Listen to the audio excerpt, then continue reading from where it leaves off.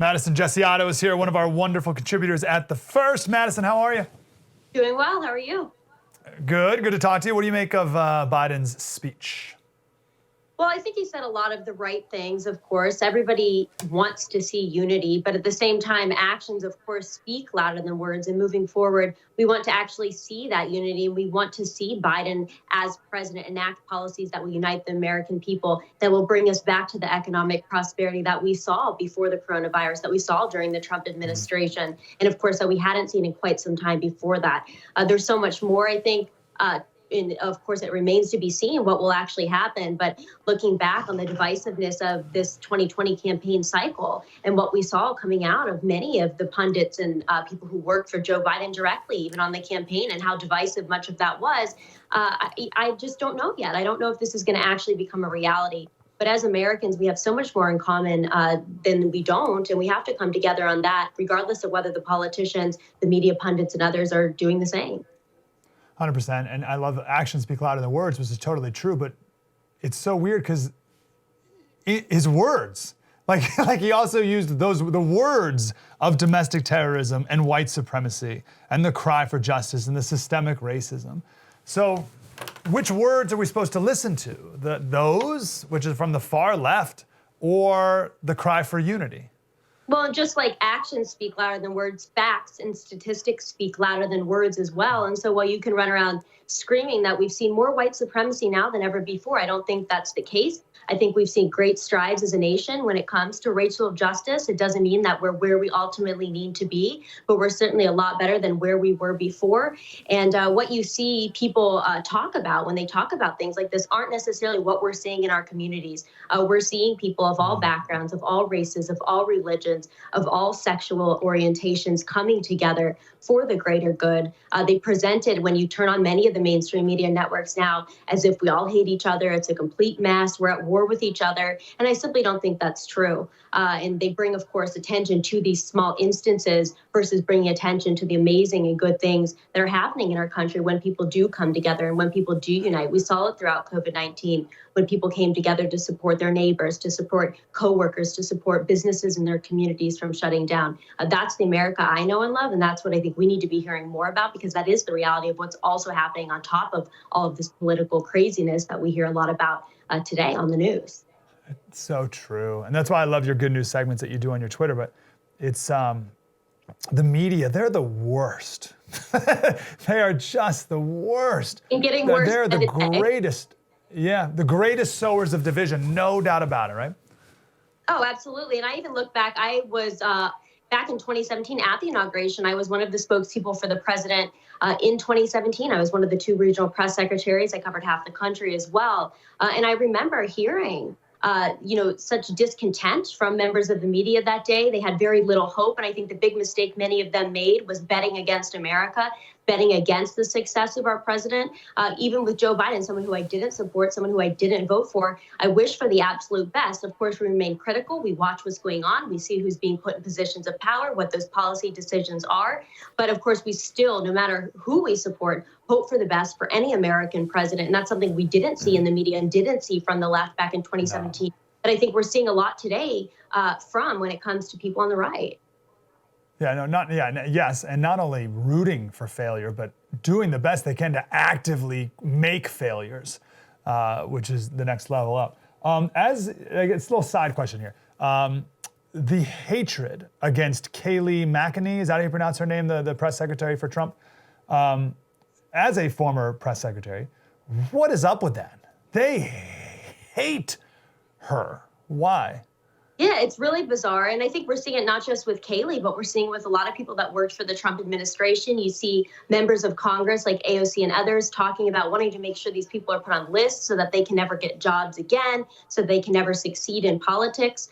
It's really quite despicable, considering that most of these people, actually all of these people, at least that I've seen talked about that were members of the Trump administration, were not convicted of any crimes. They were just simply on the other side of the aisle. And if that's the type of hatred we're going to see in this country, we need to see a lot of changes. And of course, we're seeing great frustration coming from not just Republicans, but I think many Democrats as well, when you hear this hatred talked about as a result of the fact that they don't want to be treated that way in the future either. And so they see this double standard, they see this hypocrisy, and people are sick, quite frankly, of many of their Congress people who they elect. They knock those doors. They make those phone calls. These people don't ultimately serve them and do what's best in the best interest of their constituents. So people are frustrated, I think, with Congress even more than they're frustrated with the executive branch, because this has been going on for years. We need term limits. We need changes made. We need to get fresh new ideas and fresh faces in Congress. That's another thing I think we're going to be facing over the next 2 to 4 years. We're going to see people primaried. We're going to see a lot of changes and shakeups on both sides of the aisle.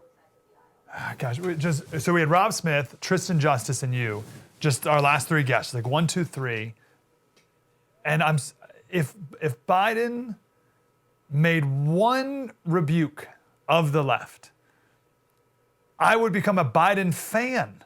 Right? If he did one, and obviously the rebuke should be against all this, identity politics stuff, right? If he could just put these extremists on the left in their place on this one issue, that would be such a huge win and such a huge step towards unity. Is there anything, because he talks about unity, but unity around what? So what would you like to see unity around? Well, I'd like to see unity around the founding of our country, around our Constitution, around the ideals that make us the greatest nation in the world, the freedom that gives us the ability to do things that many people in other countries, many women in other countries, many people of different religions could only dream of in their home countries. The reason why many of our families immigrated here to the United States to chase the American dream. It's why my family came here. Many years ago, and it's why many other families can be here generations ago, or even, as recent as the past month or two, people are coming to this country because they want to chase that American dream. And that's what we should unite around, uniting around what makes us great and what can only make us greater in the future. We want to unite around those things I talked about before that are the things we have in common. We all want to see people succeed. We want economic prosperity. We want to be able to feed our families. We have different ideas of how to get there, but at the end of the day, we want a lot of the same things, even though the media doesn't make it seem that way.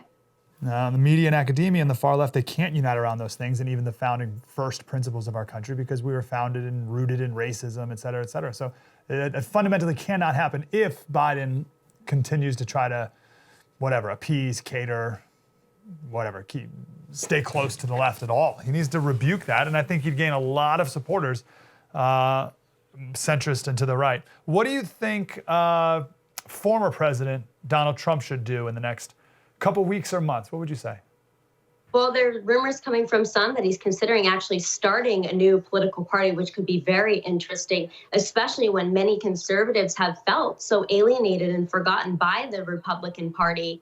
And of course, that may even be a party that Democrats come over to, considering that he gained a lot of votes from the Democrats. We saw a lot of support from Democrats coming out to his rallies, with anywhere from 10 to 25% during the 2020 election cycle being registered Democrats at the rallies, which I think is very interesting because, again, this is another party that historically Democrat Party fought for the American worker in many ways, but that's not the way that many workers feel today. And so a potential new party that could attract a great large amount of support could be interesting. There are obviously many other rumors. I think the president, his legacy does not end here as a result of the movement he created with Make America Great Again. What we've seen is something we've never seen before. It's very interesting. There's so much energy surrounding the MAGA movement, and I don't think these people are going anywhere. I don't think the 75 million people that voted for our president, that supported our president, that feel that energy that maybe they've never felt before in their lives. Some people being as old as 80 years old coming out to vote for the first time because of how energized they felt by this movement. So I think the movement only continues to grow here. And like I said before, we may see some candidates that come out in primary sitting Congress people that may get seats in Congress and really inspire change that we need to see and that we've needed to see for a great time now. So my last question for you, even if that ends up looking something like a MAGA caucus, sort of like there was a Freedom Caucus that came out of the Tea Party, and there's like MAGA members of the MAGA caucus, right? More populist members, whatever that looks like. How successful will the media be of hanging the millstone of domestic terrorist around their necks from this point forward? Anyone who comes even anywhere close to Trump, even in the next few years, is going to be called a terrorist. So what do we do, Madison, about this call, this accusation against you and me even? Well, I think you keep moving forward. It's really the only option we have. At the end of the day, many people using common sense will realize that this is simply BS, because that's what it is. And when we talk about those policies that have affected the lives of the American people positively, and of course, coupling that with the fact that the Democratic Party has gone so far left that it's barely recognizable to its own members, many people talking throughout the past year about the fact that much of what these candidates ran on in the Democratic presidential primary last year was what was considered to be very radical back in 2015 and 2016 when Bernie Sanders first ran in the 2016 presidential primaries. And so as the Democratic Party continues to go farther left, you're going to see more and more people that do feel disenfranchised, that do feel forgotten by their own party. And I think that maybe will come more to that center than they even think, in the past that they would come, because the Democratic Party has gone too far left. And I hope in that vein, Biden stops with all the race stuff now that he's president. Let's hope. Madison Gesiotto, Gesiotto on Twitter, Madison Gesiotto. Madison, you're the best. Thank you, ma'am. Thanks. Good to be with you. Wow. That was deep and insightful. I want more of that. Like, subscribe, get more.